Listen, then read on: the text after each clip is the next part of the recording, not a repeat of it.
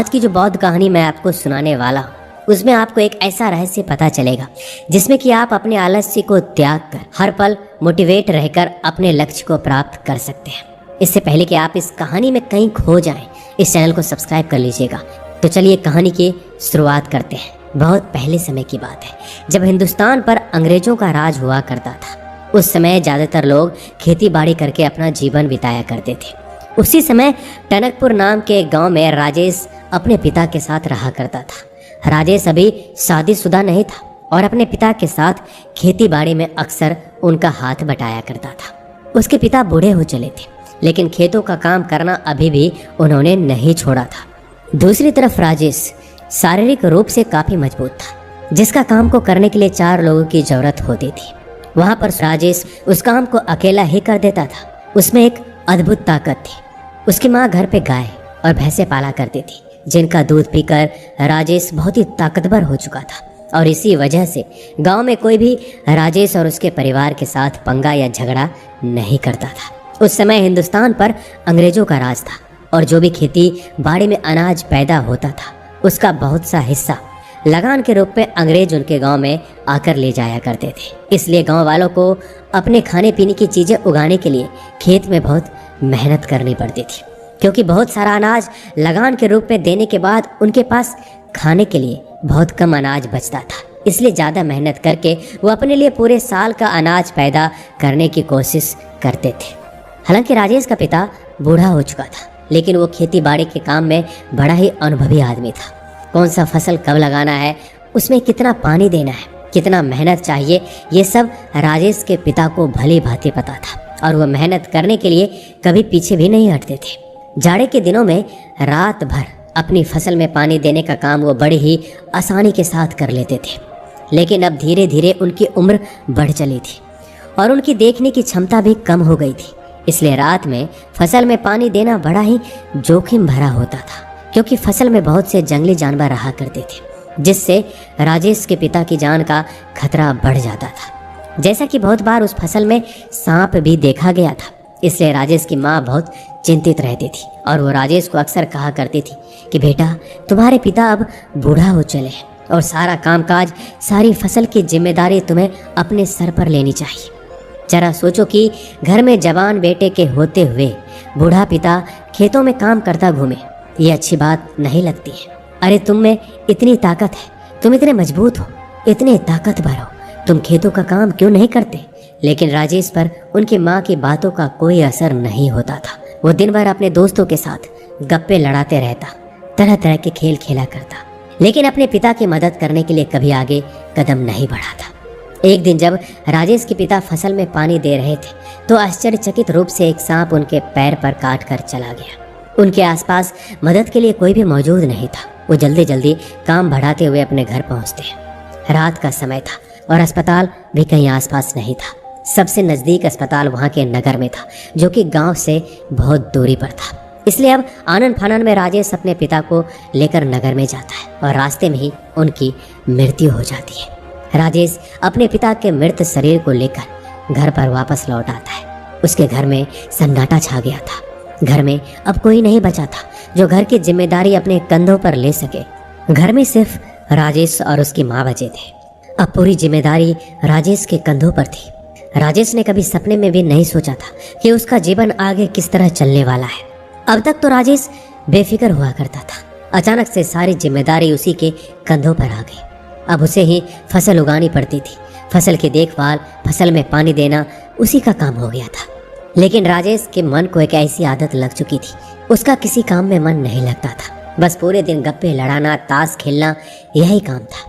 लेकिन समय ने करवट ली और वो दिन भी आ गया जब अंग्रेज उस गांव से लगान वसूल करने के लिए आ पहुंचे। राजेश अपने खेतों की देखभाल नहीं करता था, इसलिए उसके खेतों में अनाज दूसरे खेतों के मुकाबले उसके खेत में आधा अनाज हुआ था और आधे में से ज़्यादातर हिस्सा अंग्रेज लगान के रूप में वसूल कर अपने साथ ले गए। अब राजेश के घर में खाने के भी लाले पड़ गए थे। दाने दाने के लिए उसकी माँ अपने पड़ोसियों की मोहताज हो चुकी थी। उसकी माँ को मांगना अच्छा तो नहीं लगता था, लेकिन वो कर भी क्या सकती थी, क्योंकि राजेश एक बहुत ही आलसी प्रवृत्ति का आदमी हो चुका था। उसके खेत बंजर पड़े रहते थे, उनमें कोई अनाज उगाने वाला नहीं था। यह देखकर राजेश की माँ को बहुत आघात पहुंचता था। उसके सीने में एक दर्द सा उठता था। जो परिवार कुछ समय पहले इतना धन संपन्न हुआ करता था, उसके पति के मरते ही वो दाने दाने के लिए पड़ोसियों के मोहताज हो चुके थे। वो अक्सर राजेश को समझाने की बहुत कोशिश करती, लेकिन उसकी बातें सुनने के बाद राजेश कुछ देर तक तो जोश और उत्साह में रहता। वह सीधा कस्सी उठाकर अपने खेत में पहुंच जाता, लेकिन कुछ देर बाद फिर से उसका उत्साह, उसका जोश ठंडा पड़ जाता और फिर से वही जीवन शैली शुरू हो जाती। एक दिन जब राजेश की माँ राजेश को जली कटी सुना रही थी, तो राजेश ने गुस्से में आकर अपनी माँ से कहा, मैं भी चाहता हूँ कि दूसरों की तरह अनाज उगाना, लेकिन मैं क्या करूँ, मेरा मन अपने वश में नहीं है। मैं रोज रात में यही सोचकर सोता हूँ कि सुबह उठकर अपने खेतों में काम करूँगा, अनाज उगाऊंगा, लेकिन सुबह उठते ही पता नहीं मुझे ऐसा क्या हो जाता है कि बिस्तर से उठने का मेरा मन नहीं करता। मैं खुद अपने आप से बहुत परेशान हो चुका हूँ। मैं खुद इन चीज़ों से छुटकारा चाहता हूँ। मैं क्या करूँ, मुझे कुछ समझ नहीं आता। ये सारी बातें सुनील का पड़ोसी भी सुन रहा था। सुनील का ये कथन सुनने के बाद उसके पड़ोसी ने कहा कि बेटा, तुम्हारे जैसे ही हालात मेरे बेटे की हुआ करती थी, लेकिन किसी ने मुझे बताया कि पड़ोस के गांव में एक बौद्ध भिक्षु आया है। जब मैंने अपने बेटे को उससे मिलाया तो पता नहीं उसने ऐसा क्या बताया कि मेरा बेटा आकस्मिक रूप से एकदम बदल गया। आज वो बहुत मेहनत करता है, सुबह उठते ही बिना बोले खेतों में काम करने के लिए पहुंच जाता है। मैं खुद उसका ये बदलाव देखकर आश्चर्यचकित हूँ। आखिर उस बौद्ध भिक्षु ने ऐसा क्या बताया था? तुम भी एक बार जाकर उस बौद्ध भिक्षु से जरूर मिलना। वो कुछ पैसे तो लेता नहीं है। अगर तुम्हारा फायदा नहीं हुआ तो तुम्हारा कुछ नुकसान भी नहीं होगा। ये सुनकर राजेश की माँ ने राजेश से कहा कि बेटा, तुम एक बार जाकर उस बौद्ध भिक्षु से जरूर मिलो। उसके बाद भी अगर तुम्हारे अंदर कोई बदलाव नहीं होता तो मैं सह लूंगी, लेकिन अपने स्तर पर तुम अपने आप को बदलने की कोशिश तो करो। तुम में इतनी क्षमता है, इतने ताकतवर हो, फिर भी तुम कोई काम नहीं करते। एक बार तुम उस बौद्ध भिक्षु से जरूर मिलना। मुझे यकीन है कि कुछ न कुछ सहायता तो तुम्हें जरूर वहां से मिलेगी। यह सुनकर राजेश अगले दिन ही उस बौद्ध भिक्षु के पास पहुंच जाता है और अपनी सारी समस्या बता देता है। उसकी समस्या सुनने के बाद बौद्ध भिक्षु कहना शुरू करते हैं। बौद्ध भिक्षु उसे बताते हैं कि तुम रात में ये सोचकर सोते हो कि तुम्हें सुबह खेतों में काम करना है, लेकिन सुबह तुम बिस्तर से उठ ही नहीं पाते हो। ऐसा क्यों होता है? यह सुनकर राजेश कहता है, महात्मा, वही तो जानने के लिए मैं आपके पास आया हूँ। उसके बाद वह बौद्ध भिक्षु कहता है, तुम अपने आप को बदलना तो चाहते हो, ये तो जाहिर है, लेकिन तुम 2 मिनट में ही अपने आप को बदलना चाहते हो। 2 मिनट तक तुम्हारे अंदर जोश और उत्साह उठता है और फिर ठंडा हो जाता है। इसलिए तुम रात में तो सोचकर सोते हो, लेकिन सुबह वो काम नहीं कर पाते, क्योंकि 2 मिनट का जोश और उत्साह तुम्हें केवल दुख ही देगा, क्योंकि तुम वो काम पूरा नहीं कर पाओगे, और पूरा नहीं करोगे तो तुम सोचोगे कि मेरा जोश और उत्साह किसी काम का नहीं है। इसलिए कभी भी किसी भी बात पर अकस्मात रूप से जोशीले मत हो जाओ। अपने मन को शांत रखो और शांत प्रवृत्ति के साथ एक निरंतर जोश और उत्साह पैदा करने की कोशिश करो। मैं इसके लिए तुम्हें 5 रास्ते बताता हूँ, जिसके द्वारा तुम जीवन पर्यंत जोश और उत्साह से भरे हुए रह सकते हो, तो किसी काम को करने में तुम्हें कोई परेशानी नहीं आएगी। सबसे पहला सिद्धांत, अपने लक्ष्य की तरफ हर एक दिन, हर एक रोज एक कदम बढ़ाने का फैसला करो। तुम्हें पूरा काम एक दिन में खत्म नहीं करना है। यही सोचकर तो हम कभी भी अपने काम को पूरा नहीं कर पाते। तुम खुद सोचो, क्या तुम एक दिन में ही अपने खेतों में फसल उगा सकते हो? कभी नहीं उगा सकते। फसल उगाने का काम धीरे धीरे होता है, इसलिए तुम रोज अपनी फसल उगाने की तरफ एक कदम बढ़ाना शुरू करो। जैसे ही फसल उगाने की बारी आई तो सबसे पहले एक दिन जाकर तुम अपने खेतों को तैयार कर दो। उसके बाद धीरे धीरे हर एक दिन के साथ अपने खेतों में फसल उगाने का काम बढ़ाते रहो।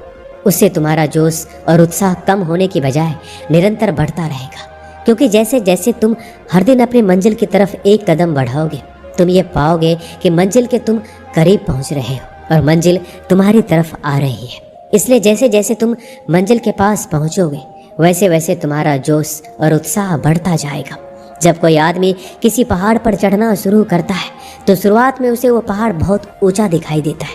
शायद एक आदमी उस पहाड़ की ऊंचाई को देखकर उस पर कभी चढ़ने का फैसला ही ना करे, लेकिन जब कोई आदमी उस पहाड़ पर चढ़ना शुरू करता है तो धीरे धीरे उसकी चोटी तक पहुंचने लगता है, तो उसके कदम खुद ब खुद जल्दी जल्दी उठने लगते हैं, क्योंकि वो अपनी मंजिल के करीब पहुंच चुका होता है। इसलिए पहला सिद्धांत, रोज अपनी मंजिल की तरफ एक एक कदम बढ़ाओ। ना ज़्यादा ना कम। दूसरा सिद्धांत जो आलस्य को दूर कर देता है वो ये है, हम बाहर का खाना पीना खाते हैं, धूम्रपान करते हैं, नशीले पदार्थों का सेवन करते हैं, जिससे हमारे शरीर में नशीले कण उत्पन्न होने लगते हैं, जिससे हमारा शरीर आलस्य को पकड़ने लगता है। इसलिए उन नशीले कारणों का खात्मा बहुत जरूरी होता है।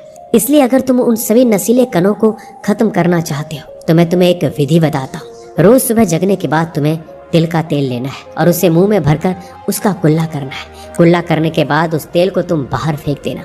यह प्रक्रिया तुम्हें 21 दिनों तक हर दिन 5 मिनट तक करना है। इसके बाद तुम्हारे शरीर में ये सारे नशीले कण खत्म हो जाएंगे और तुम्हारा शरीर फिर से विद्युत की भांति काम करने लगेगा। याद रहे, तिल के तेल का कुल्ला हर सुबह 21 दिनों तक करना है। तीसरा सिद्धांत जो आपके आलस्य को जड़ से उखाड़ कर फेंक देगा वो ये है कि स्वाद को भुलाकर वो खाओ जो सीधे प्रकृति से प्राप्त होता है। हम अक्सर वो चीजें खाते हैं जो इंसानी हाथों के द्वारा बनाई जाती है। हम सीधा प्रकृति से मिलने वाला भोजन ग्रहण नहीं करते। इसलिए जो भोजन हमें सीधे प्रकृति से मिलता हो, जैसे कि फल, सब्जियां, अनाज की रोटी इत्यादि, इस तरह का खाना खाने से आपका शरीर आलस्य से दूर रहेगा और ऊर्जा से भरा रहेगा। हम देखते हैं कि अक्सर आज की युवा पीढ़ी अपने स्वाद के लिए ही खाना खाते हैं। वो ऐसी चीजें खाते हैं जो ऐसी प्रक्रियाओं से बनी होती है कि अगर आप उन प्रक्रियाओं को देख लें तो आपका खाने का मन भी नहीं करे। जैसे कि बाजार में चाउमीन, बर्गर, मोमोज वगैरह वगैरह, इस तरह का खाना खाने से आपके शरीर के अंदर नशीले कणों का उत्पादन होता है। नशीले कण आपके पेट से चिपक जाते हैं जो आपके अंदर आलस्य पैदा करते हैं। इसलिए खाना वो खाओ जो आपके शरीर को ताकत प्रदान करे, और ताकत वो खाना प्रदान करता है जो प्रकृति से सीधा प्राप्त होता है। अगला सिद्धांत जो समझने योग्य होता है वो ये है कि आप कर्म करने के लिए संसार में आए हैं। अपना पूरा योगदान दो। जरा आप खुद सोचिए कि अगर आप संसार में कर्म करने के लिए नहीं आते तो आप निर्जीव होते, आप कोई पत्थर होते, कोई जीव जंतु होते। लेकिन आपको इंसान के रूप में एक जीवन मिला है जिसका आपको पूरा उपयोग करना होगा। आपको अपना योगदान इस संसार में देना होगा। आपको अपना कर्म भोग पूरा करना होगा, और कर्म भोग को पूरा किए बिना संसार में कहीं मुक्ति नहीं है। इसलिए अगर आप इस सिद्धांत को समझ लेते हैं कि मेरा योगदान इस संसार में क्या है, मेरा कर्म भोग क्या है, तो आप खुद ब खुद अपने आलस्य को खत्म करके अपना योगदान देने का भरपूर प्रयास करेंगे। इसके बाद जो आखिरी बात समझने की होती है वो ये है कि हमारे बिना भी वो काम पूरा हो जाएगा। हम अक्सर ये सोचते हैं कि उस काम को करने में हमारी क्या ज़रूरत है।